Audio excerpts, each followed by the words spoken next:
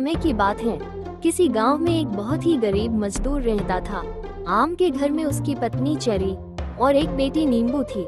लेकिन अब गर्मी का मौसम खत्म हो चुका था और ठंडी की शुरुआत हो चुकी थी। लेकिन आम का परिवार एक छोटे से टूटे फूटे घर में रहते थे, जिसकी वजह से बाहर की ठंडी हवा घर में भी आती थी। ऐसे ही एक दिन आम की पत्नी चेरी आम से कहती है, सुनिए जी, ठंडी की शुरुआत हो चुकी है और अभी से ही घर में बहुत ही ज्यादा ठंडी लग रही है। और आप तो जानते हैं कि हमारा घर टूटा फूटा है, जिसकी वजह से रात में हम ठंड के कारण सो भी नहीं पाते। आप इस घर की मरम्मत क्यों नहीं करवा लेते?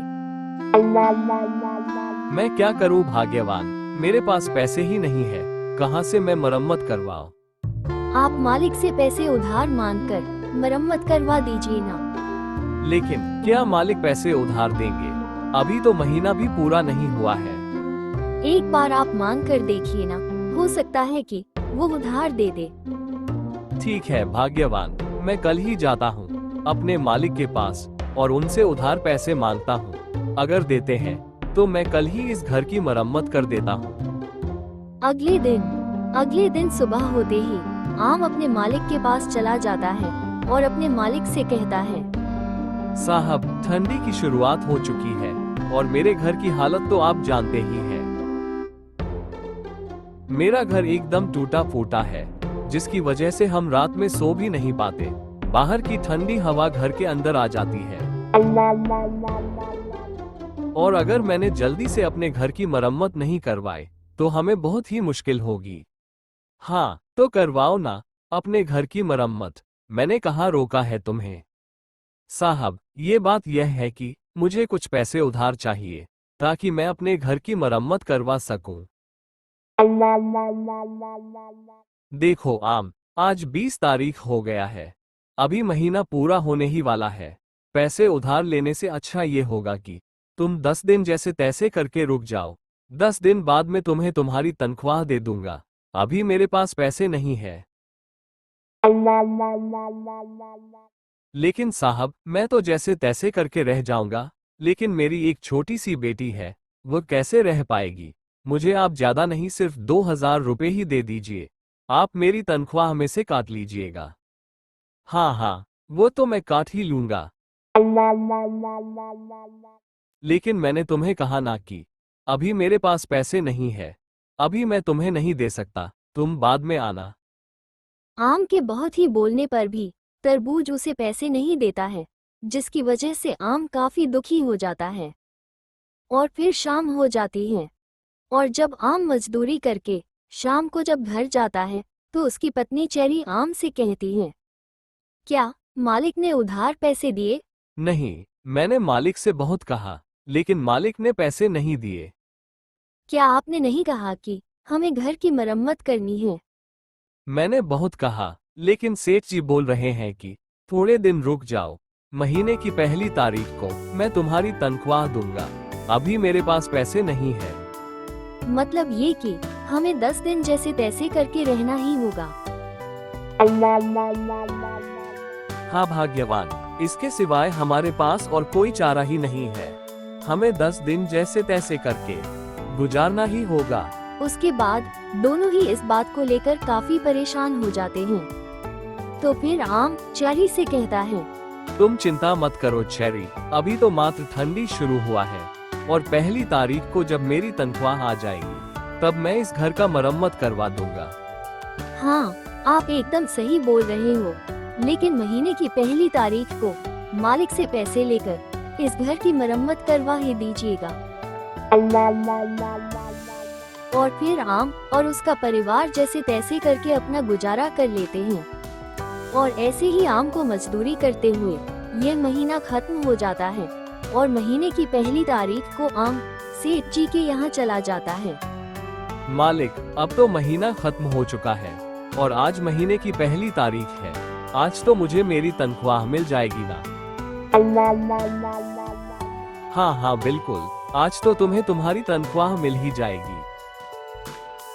धन्यवाद मालिक, मतलब ये कि आज मैं अपने घर की मरम्मत करवा सकता हूँ। हाँ बिल्कुल, आज तुम अपने घर की मरम्मत करवा लेना।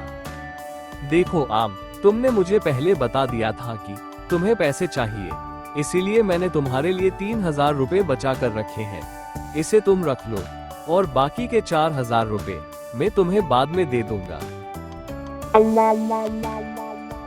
मालिक, इस महीने तो मैंने एक भी छुट्टी नहीं की, तो फिर मेरे मात्र 7,000 कैसे? मेरे तो 10,000 बनते हैं। लेकिन मालिक उसे अपनी बातों में फंसा देता है और आम को मात्र 3,000 रुपए ही देता है। बल्कि इतना ही नहीं, आम के ज्यादा बहस करने पर तरबूज आम को लात मारकर भगा देता है और बाकी के 4,000 रुपए भी खा जाता है। अब तो तुम्हें मात्र 3,000 रुपए ही मिलेंगे और बाकी के 4,000 जो देने वाला था, अब वह भी नहीं दूंगा। जाओ, जो करना है वो कर लो। आम को कम पैसे मिलने और काम से निकाल देने पर आम काफी दुखी हो जाता है। आम को कुछ भी समझ में नहीं आ रहा था कि अब वो अपने परिवार का गुजारा कैसे करेगा।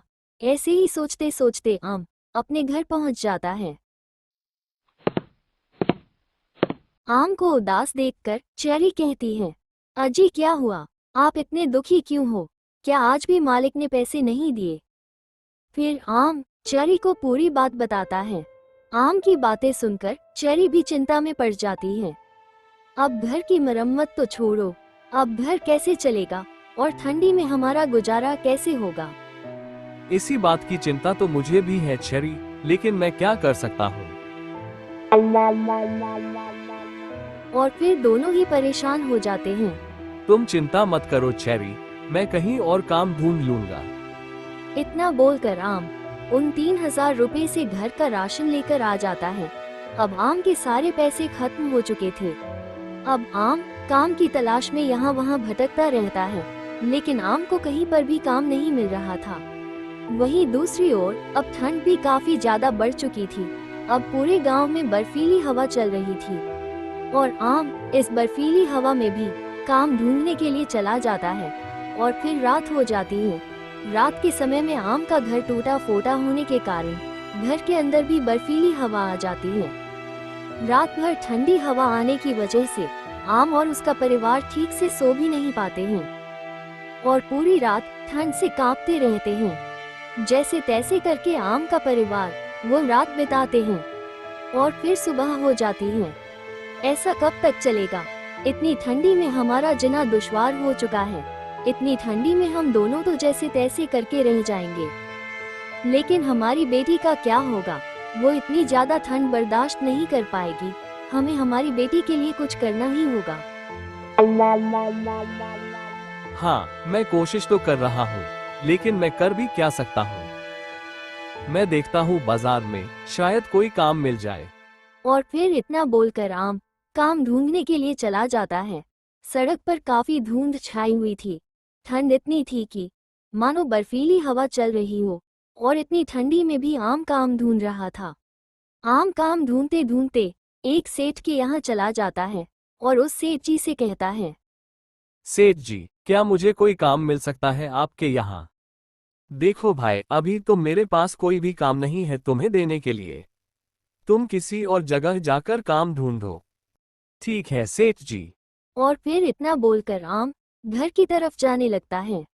घर पहुंचने के बाद आम की पत्नी चेरी आम से कहती है, क्या हुआ जी, आपको कोई काम मिला या नहीं? नहीं चेरी, कोई भी सेठ काम देने के लिए तैयार नहीं है। और फिर रात हो जाती है। रात में बहुत ही ज्यादा ठंड पड़ती है। बहुत ही ज्यादा ठंड पड़ने के कारण आम के बेटी की तबीयत काफी बिगड़ जाती है। देखिए जी, इसे कितना तेज बुखार आ गया है और इसका पूरा शरीर तप रहा है। आप कैसे भी करके हमारी बेटी के लिए दवाई लेकर आओ। मेरे पास तो पैसे ही नहीं है कि मैं अपनी बेटी के लिए दवाई लेकर आऊं। आपको कुछ ना कुछ करके, चाहे जो भी हो, लेकिन दवाई तो लेकर आना ही पड़ेगा, नहीं तो नींबू की तबीयत रात भर में और भी ज्यादा बिगड़ सकती है। और दूसरी तरफ चेरी भी ठंड से कांप रही थी। आम को कुछ भी समझ में नहीं आ रहा था कि अब वो क्या करे। कुछ देर सोचने के बाद आम अपनी पत्नी चेरी से कहता है, मुझे रोना आ रहा है। आज मैं कितना मजबूर हो चुका हूँ। कि मैं अपनी बेटी का इलाज भी नहीं करवा सकता। आम उठता है और अपनी बेटी को उठाकर अस्पताल चला जाता है। लेकिन अफसोस, आम के पास पैसे ना होने की वजह से डॉक्टर आम की बेटी का इलाज नहीं करते हैं। हमारी बेटी पर रहम कीजिए साहब, हम इतनी ठंडी में कहाँ जाएंगे। साहब, मैं 1-2 दिन में कैसे भी करके आपके सारे पैसे चुका दूंगा। आम के बहुत ही मिन्नतें करने पर भी डॉक्टर इलाज करने से मना कर देते हैं और आम को लात मारकर अस्पताल में से बाहर निकाल देते हैं।